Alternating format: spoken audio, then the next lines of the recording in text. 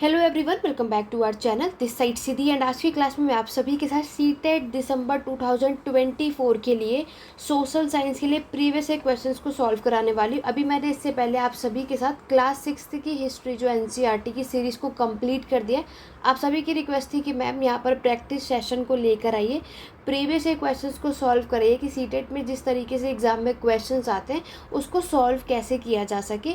तो आज से हम लोग आपके ये क्वेश्चंस की सीरीज़ को करेंगे ताकि दिसंबर के एग्ज़ाम में आप सारे क्वेश्चंस को ईजिली से सॉल्व कर सकें। आशा करूँगी कि इस वीडियो को बिना स्किप करें एंड तक ज़रूर देखना।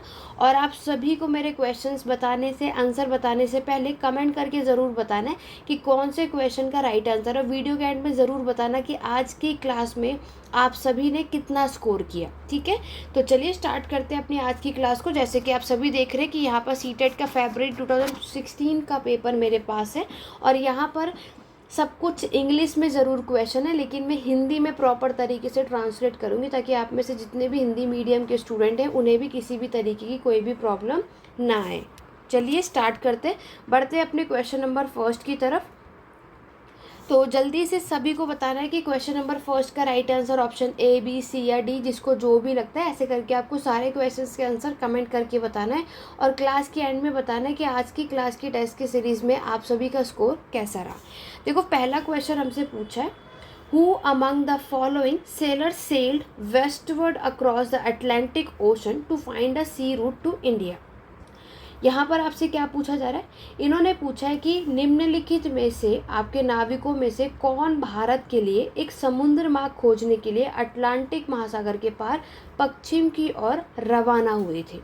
आपके ऑप्शन है वास्को दी गामा, हुआनजांग, क्रिस्टोफर कोलंबस या फिर फाहेन। जल्दी से कमेंट करके बताओ कि इसका राइट आंसर क्या होगा। Option number A, B, C या फिर डी। कई बार एग्ज़ाम में ये पूछा जा चुका और ऑलरेडी आप देख ही चुके हो कि ये आपके एग्ज़ाम में ऑलरेडी फरवरी 2016 में पूछा जा चुका और पूरे चांसेस है कि ये आपको आगे भी मिले।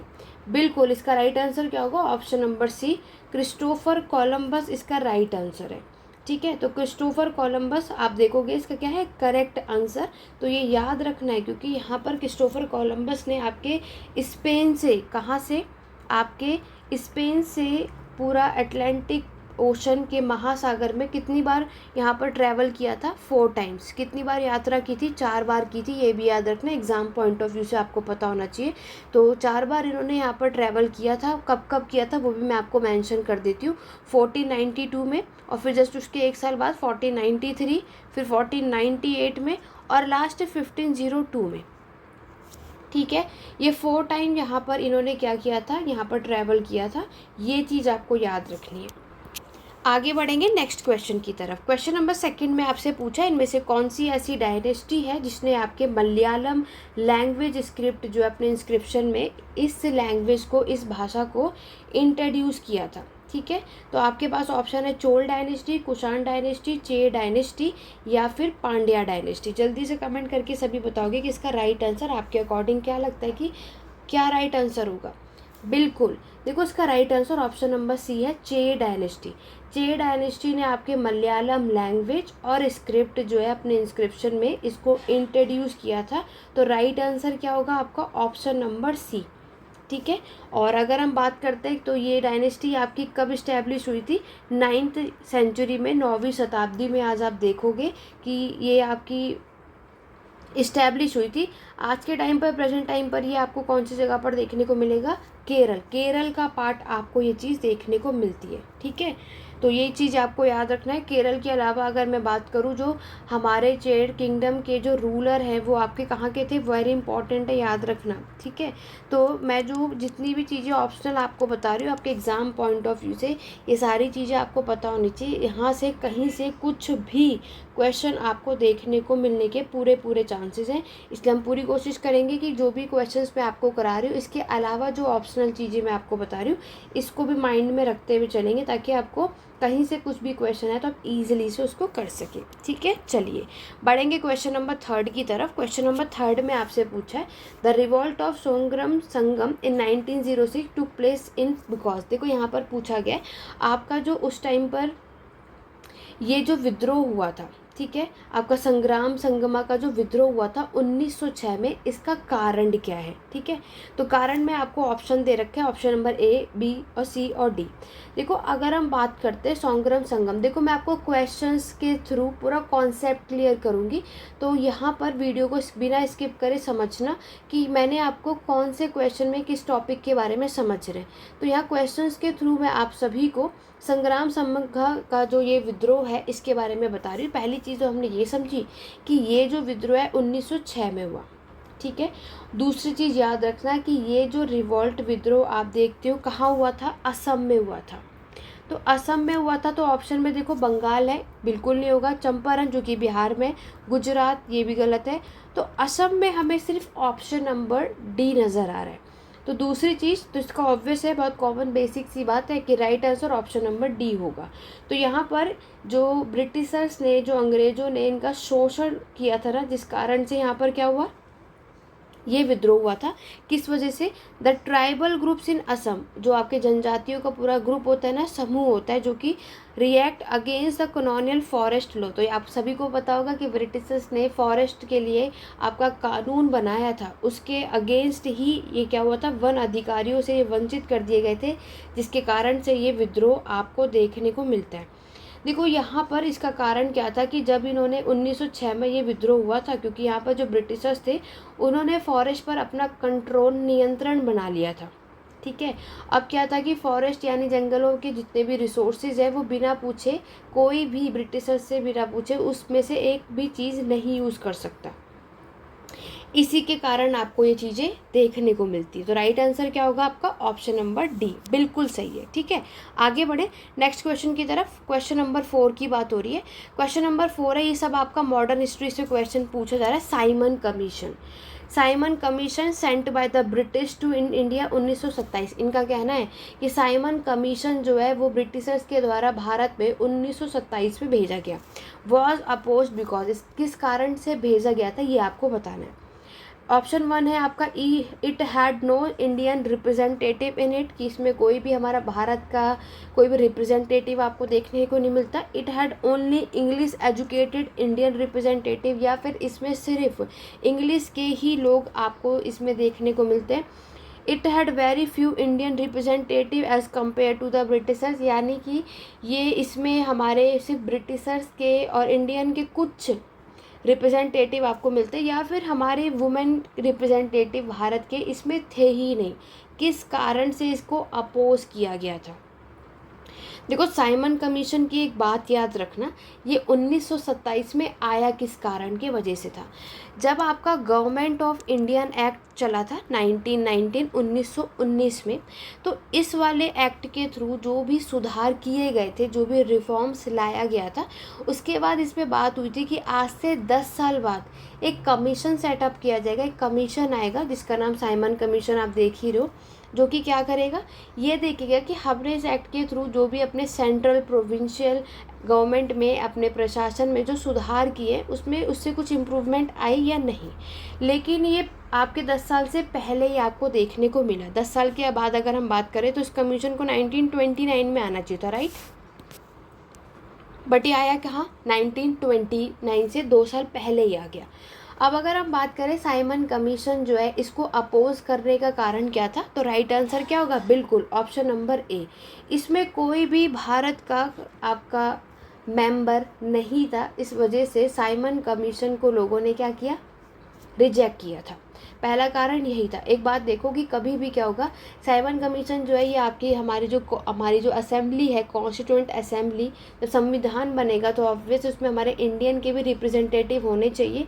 लेकिन उसमें हम क्या देखते हैं कि सारे ब्रिटिशर्स के रिप्रेजेंटेटिव थे, इंडियन का एक भी मेंबर नहीं था, जस्ट बिकॉज आपके कांग्रेस ने और आपके मुस्लिम लीग ने साइमन कमीशन को क्या किया, साइमन गो बैक, और ये जो प्रपोजल लेकर आए थे सबको रिजेक्ट कर दिया था, क्योंकि इसमें कोई भी इंडियन का रिप्रेजेंटेटिव नहीं था। तो 4th का क्वेश्चन का राइट आंसर ऑप्शन नंबर ए होगा। बढ़ेंगे क्वेश्चन नंबर 5 की तरफ। तो ऑब्वियस सी बात है, आपने कई बार देखा है कि मैच द फॉलोइंग के थ्रू भी हमारे एग्ज़ाम में क्वेश्चंस पूछे जाते हैं। ये भी आपका मॉडर्न हिस्ट्री का पार्ट है, हिस्ट्री के क्लास 8। अभी हम एनसीईआरटी को कंटिन्यू करेंगे, बट प्रैक्टिस सेशन आपके लिए, क्योंकि आप सभी कितना इंसिस्ट है कि मैम क्वेश्चंस के थ्रू आप सोशल साइंस को कवर करो। तो आशा करती हूँ कि आपको ये वीडियो हेल्पफुल रहेगी। कमेंट करके ज़रूर बताना कि इसी तरीके से ही आपको अब ये वीडियो कंटिन्यू रखनी है या फिर एनसीईआरटी के सीरीज़ को कंटिन्यू किया जाए। तो यहाँ पर आप देखोगे कि आपको एक तरफ मूवमेंट, आंदोलन और रिफॉर्मर यानी कौन से सुधारक ने इस ऑर्गेनाइजेशन को स्टार्ट किया था। जैसे कि आपका पहला ऑप्शन है Brahmo Samaj, young Bengal movement, Ramakrishna mission, Aligarh movement. Swami Vivekananda, Syed Ahmed Khan, Henry Louis Vivian और आपके केशव चंद्र सेन। जल्दी से कमेंट करके बताएंगे, नीचे आपके पास ऑप्शन है और सबको पता है। देखो ज़्यादा भी नहीं, अगर आपको कुछ चीज़ें भी पता होंगी तो भी आप मैच द फॉलोइंग आराम से कर लेंगे, राइट। चलिए, सबसे पहले अगर हम बात करते हैं आपके ब्रह्मो समाज की, ठीक है, ब्रह्मो समाज की बात करेंगे। सबसे पहले तो आपको क्या करना है, ब्रह्मो समाज की शुरुआत कब हुई ये बताना है। कब हुई, कौन से टाइम पीरियड में हुई, पहले तो आपको ये चीज़ देखनी है। और उसके बाद देखेंगे कि ब्रह्मो समाज की जो स्थापना है वो आखिरकार किसने की थी। तो यहाँ पर आपको सारे एक एक पहले हम टाइम पीरियड के साथ बात करेंगे, ठीक है। देखो, अगर हम आपकी बात करते हैं यंग बंगाल मूवमेंट, ब्रह्मो समाज, अलीगढ़ मूवमेंट, रामकृष्ण मिशन।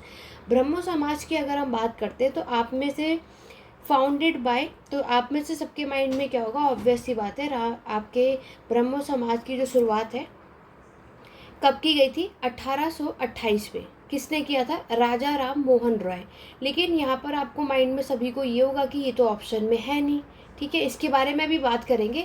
तो आप में से जितने ऐसे स्टूडेंट हैं जो इन क्वेश्चन को देख के यहाँ कन्फ्यूज हो जाएंगे कि अरे ये तो ऑप्शन में है नहीं, कोई बात नहीं, बाकी के ऑप्शंस भी देखो कि हम कैसे निकाल सकते हैं, ठीक है। नेक्स्ट अगर आप देखोगे यंग बंगाल मूवमेंट, इसकी शुरुआत कब की गई। देखो, यंग बंगाल मूवमेंट की अगर हम बात करते हैं तो ये भी आपके सोशल रिफॉर्मर्स को प्रमोट करता है, ठीक है। और इसकी शुरुआत कब हुई थी, अप्रॉक्सली 1820 के टाइम पे, ठीक।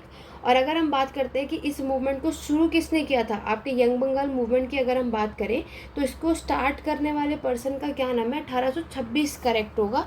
तो वो थे आपके हेनरी लुइस विवेनियन डिओर्जियो, यही थे। कलकत्ता की ये बात है, यंग बंगाल मूवमेंट की शुरुआत इन्होंने की थी, राइट है। तो यहाँ पर आप एक चीज़ देखो कि ऑप्शन नंबर बी का थर्ड कहाँ पर मेंशन है, तो बी में थर्ड आपको सिर्फ ऑप्शन नंबर ए में ही मेंशन है। इट मीन्स इस क्वेश्चन का राइट आंसर ऑप्शन नंबर ए होगा, लेकिन बाकी को भी देख लेते हैं। नेक्स्ट हम बात करते हैं आपके रामकृष्ण मिशन की। तो रामकृष्ण मिशन की अगर हम बात करें तो सभी को पता है कि इसकी शुरुआत किसने की थी, स्वामी विवेकानंद ने, है ना। रामकृष्ण मिशन की शुरुआत किसने की थी, आपके स्वामी विवेकानंद ने। तो राइट आंसर ऑप्शन ए। तो देखो, सी का फर्स्ट होगा। और इसकी शुरुआत कब की गई थी, 1897 में बताया जाता है कि इसकी शुरुआत रामकृष्ण मिशन जो है ये किसने फाउंड किया था, आपके स्वामी विवेकानंद ने। 18 कहीं कहीं पे ये अप्रॉक्स आपको देखने को मिलेगा, बट राइट आंसर क्या होगा, ऑप्शन नंबर ए, स्वामी विवेकानंद। कहाँ पर, कलकत्ता में। जगह भी पूछी जा सकती है, इसलिए हमें प्लेस भी पता होना चाहिए, ठीक है। नेक्स्ट आपका अलीगढ़ मूवमेंट है। अलीगढ़ मूवमेंट की बात करते हैं तो ये आप सभी को पता है कि ये आपके सैयद अहमद खान ने स्टार्ट किया था, स्टार्टेड बाय। और इनका टाइम पीरियड 1817 से 98 का ये टाइम पीरियड आप देखोगे। अलीगढ़ मूवमेंट 19वीं सेंचुरी में ये इन्होंने प्रमोट किया था आपके सोशल एंड एजुकेशनल के पर्पज़ से, हमारे जो मुस्लिम सोसाइटी के एजुकेशन के पर्पज़ से ये मूवमेंट इन्होंने स्टार्ट किया था, ठीक है। तो इस अकॉर्डिंग राइट आंसर होगा ऑप्शन नंबर ए। बात करते हैं केशव चंद्र सेन की। ब्रह्मो समाज में देखो, यहाँ पर राजा राम मोहन रॉय, वैसे तो ऑप्शन आपको ऑप्शन के थ्रू आपने बाकी चीज़ें तो कर ली, लेकिन जैसे कि आप में से कई ऐसे कंफ्यूज है कि हमारे ब्रह्मो समाज की जो शुरुआत है राजा राम मोहन रॉय ने की थी, ठीक है। और लेकिन इनके अलावा और भी लीडर्स हैं, तो इन्होंने आपको कंफ्यूज करने के लिए क्या किया, केशव चंद्र सेन का नाम मेंशन कर दिया है। तो इसीलिए याद रखना कि कोई भी कॉन्सेप्ट, कोई भी मूवमेंट आप अगर पढ़ते हो तो उसके लिए आपको क्या करना है, बाकी सारी चीज़ों को भी समझना है और करना चाहिए, ठीक है। तो यहाँ पर अगर आप देखोगे कि हमारे कलकत्ता में 1828 की ही बात है, जब राजा राम मोहन रॉय ने आपके इस समाज की शुरुआत की थी, ब्रह्मो समाज। और ये अगर हम बात करते हैं ये किसको डेडिकेटेड है, आपके वर्शिप। यहाँ पर अगर हम बात करते हैं तो इस समाज में कोई भी किसी भी प्रकार का भेदभाव आपको देखने को नहीं मिलेगा, चाहे वो कलर के बेस पर हो, कास्ट के बेस पर हो, नेशन के बेस पर हो, रिलीजन के बेस पर हो। ठीक है। राजा राम मोहन रॉय को आप किसके और नाम से जानते हो, एग्जाम में कई बार पूछा जाता है, तो उन्हें आप जानते हो father of the Indian renaissance. Father of the Indian renaissance के नाम से हम किन्हें जानते हैं, तो राइट आंसर क्या होगा, राजा राम मोहन रॉय। मेंशन यहाँ पे नोट कर लो जहाँ कहीं भी कर रहे हो, क्योंकि कई बार हमारे एग्जाम में ऐसे क्वेश्चन पूछे जाते हैं जो आपके इन सब से अलग हो। ठीक है, क्लियर हो गया। चलिए आगे बात करेंगे आपके नेक्स्ट क्वेश्चन की तरफ, क्वेश्चन नंबर 6 की तरफ। क्वेश्चन नंबर 6 में आपसे पूछा गया वेंत्रान गांधीयन लीडर आपके सिरमल्लु went on hunger strike 1952 demanding the formation of which of the following state। तो यहाँ पर जो गांधी जी के लीडर थे बॉटी सिरमल्लु जो हैं, ये आपके भूख हड़ताल पर गए थे। ठीक है, कब गए थे, तो पहली चीज़ ये याद रखना 1952 में गए थे। तो ये किस स्टेट, किस राज्य की डिमांड के पर्पज़ से गए थे। ऑप्शन में है तमिलनाडु, तेलंगाना, केरल या फिर आंध्र प्रदेश। जल्दी से कमेंट करके बताएंगे। क्वेश्चन नंबर 6 का right answer option A, B, C या डी। बिल्कुल, यहाँ पर अगर हम बात करते हैं कि इन्होंने जो स्ट्राइक की थी तो वो किया था आपके option number D, Andhra Pradesh के लिए। ठीक है, तो राइट आंसर क्या होगा आपका, ऑप्शन नंबर डी। जितने भी लोगों ने ऑप्शन डी बताया आप सभी बिल्कुल करेक्ट हैं। दूसरा, टाइम पीरियड याद रखना कि ये स्ट्राइक कब हुआ था। क्वेश्चन को घुमाकर भी पूछे जाते हैं। 1952 में ये स्ट्राइक आपको देखने को मिलती है, अक्टूबर का ये समय था। ठीक है, क्या था आपके, अक्टूबर का ये समय था। और ये भी मैं आपको बता दूं कम से कम 56 डेज़ के लिए इन्होंने भूख हड़ताल की थी, तो बहुत ज़्यादा समय होता है, ये बात आप भी समझ सकते हो। इस पर्पज़ से आगे बढ़ेंगे क्वेश्चन नंबर 7 की तरफ। क्वेश्चन नंबर 7 में आपसे पूछा है who among the following was an exponent of the notion of wahdat-e-din that uphold the essential oneness of religion। तो मोहम्मद अली जिन्ना, बाजी मोहम्मद, मौलाना आज़ाद या फिर सैयद अहमद खान। देखो, अगर हम बात करते हैं वहदत-ए-दीन, इसका मतलब क्या है, इसका मतलब ये यहाँ पर इसका मीनिंग भी आपको पता होना चाहिए। इसका मतलब है आपके यूनिटी ऑफ रिलीजन, या आपके धर्म में क्या लाना जाता है, यूनिटी। ठीक है, और अगर मैं बात करूँ तो इसकी बात किसने करी थी, यस, मौलाना आज़ाद ने। तो राइट आंसर क्या होगा आपका, ऑप्शन नंबर सी, क्योंकि हमें आपके इस टर्म का मीनिंग भी पता होना चाहिए और मौलाना आज़ाद ने इसकी शुरुआत की थी। ये इम्पॉर्टेंट चीज़ है जो आपको याद रखना है। आगे बढ़ेंगे क्वेश्चन नंबर 8 की तरफ। क्वेश्चन नंबर 8 में आपके अभी तक क्वेश्चन नंबर 7 तक हमने हिस्ट्री के क्वेश्चन को डिस्कस किया।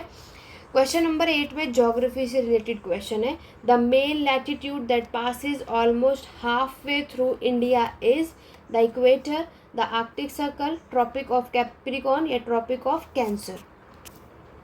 तो बताइए आपके accordingly option A, B, C या डी क्या आंसर होगा। बिल्कुल, ट्रॉपिक ऑफ कैंसर इसका राइट आंसर होगा, ऑप्शन नंबर डी। जितने भी लोगों ने ऑप्शन डी बताया वो बिल्कुल सही है, क्योंकि ट्रॉपिक ऑफ कैंसर की इमेजिनरी लाइन अगर आप देखते हो, आपने ऑलरेडी पढ़ा है कि 23.5 डिग्री आपके नॉर्थ में एक देखने को मिलता है ना।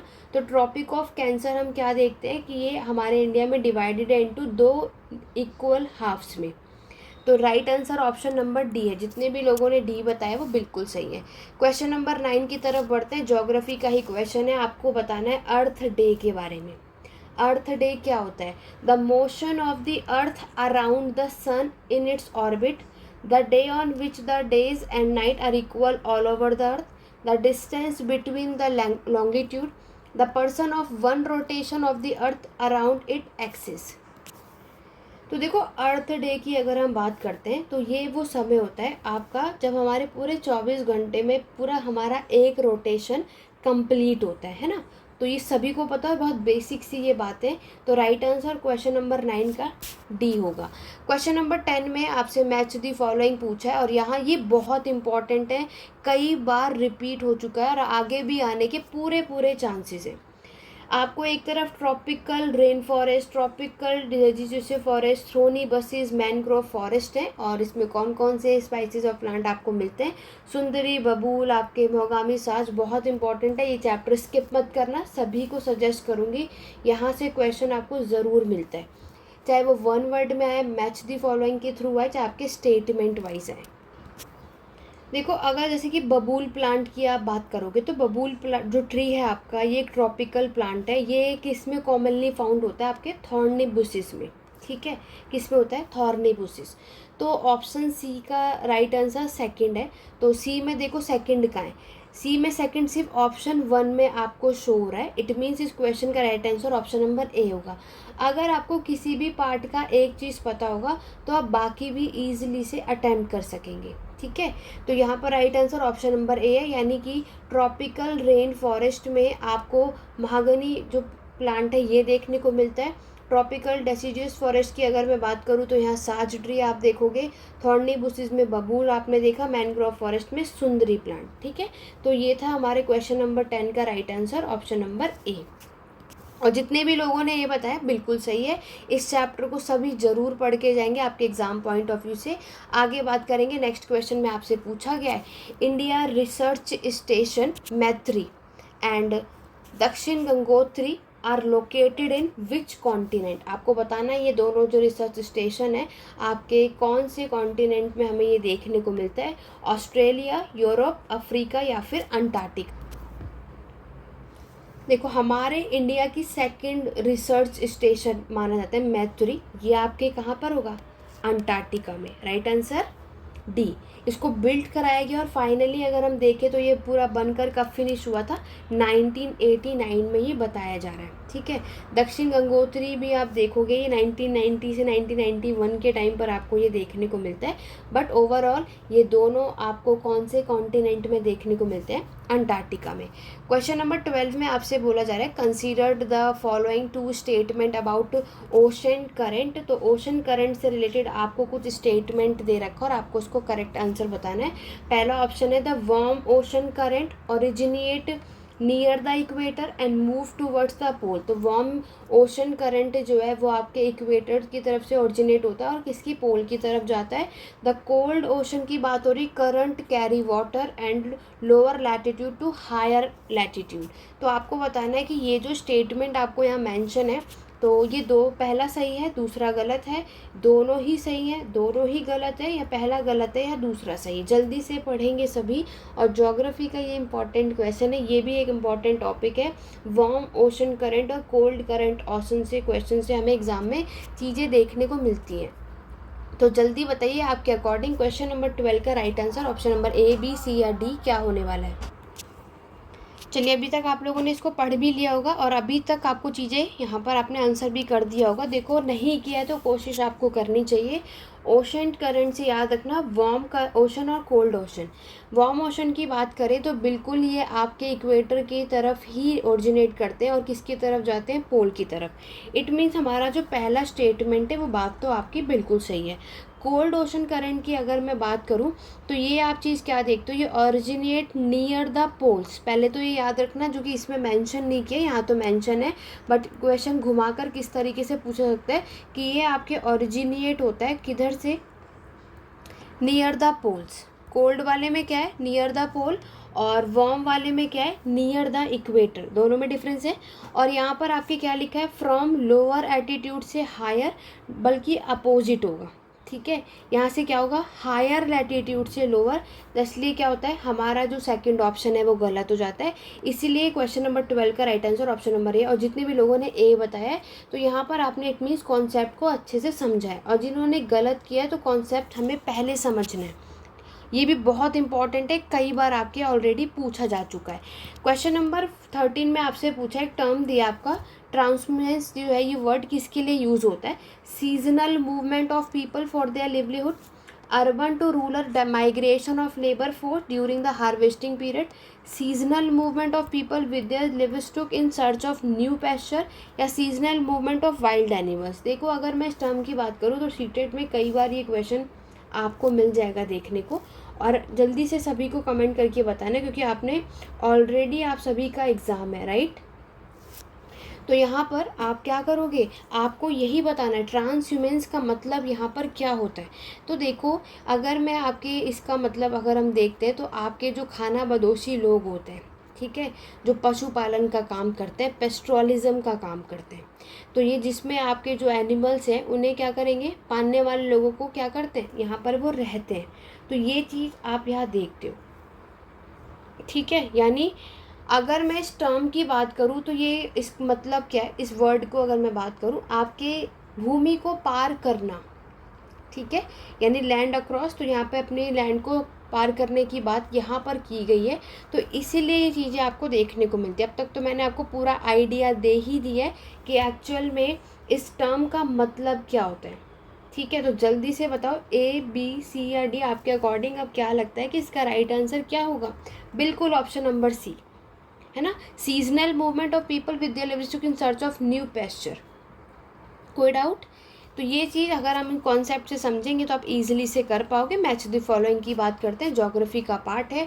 एक तरफ आपको रॉक्स, चट्टानों के टाइप्स दे रखे हैं और आपको एग्जाम्पल में बताना है इसमें से कौन सा आइजीनियस रॉक में आता है और आपके सेडिमेंट्री में आता है, मेटामॉर्फिक रॉक में आता है, वो चीज़ आपको बतानी है, ठीक है। जल्दी से बताओ कि राइट आंसर आपके अकॉर्डिंग जो है वो क्या होगा।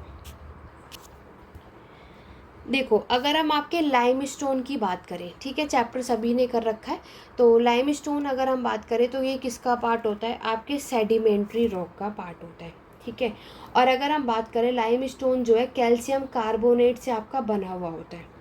तो limestone is a sedimentary rock. तो आपको ये देखना है, ऑप्शन सी में फर्स्ट है, इसमें नज़र आ रहा है, बाकी के ऑप्शन में भी चेकआउट कर लो। तो सी फर्स्ट सिर्फ आपके इसी ऑप्शन में, तो बहुत आराम से आपको एक चीज़ समझ आ गई कि इस क्वेश्चन का right answer option number B होगा। इसका मतलब इंट्रूटिव इंजीनियस रॉक की अगर मैं बात करूँ तो वो आपके बसाल्ट में आता है। एक्सक्लूसिव इंजीनियस रॉक की बात करें तो ग्रेनाइट की बात होती है। सेडिमेंट्री लाइमस्टोन आपने देख लिया, मेटामॉर्फिक रॉक आपका सैंडस्टोन है। इस तरीके से क्वेश्चन नंबर 14 का right answer option number B होगा। क्लियर हो गया। बढ़ेंगे क्वेश्चन नंबर 15 की तरफ। 15 में आपसे पूछा जा रहा है, chinook a local wind blow in which of the following region. Chinook आपको बताना है, ये एक लोकल विंड है, ये कहाँ पर आपके चलती है, कौन से रीजन में, द वेल्स, पंपास, पेरिस या आपके सापना।